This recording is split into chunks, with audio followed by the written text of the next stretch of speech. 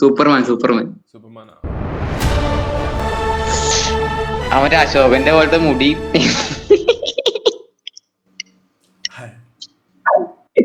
അഴകേ നിൻമിഴി നീർമണി കുളിരിൽ തൂവരുതേ.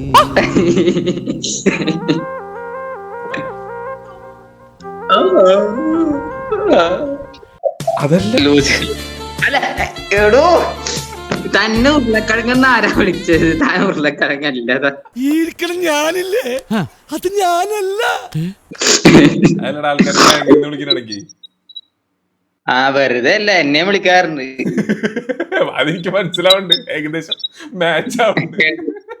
കിഴങ്ങാന്ന് വിളിച്ച് താഴെക്കിട്ടൊരു കിഴക്കും തരും. എന്താ ചെയ്യാൻ? വിളവെടുക്കാറായ? അളവെടുക്കാനോ?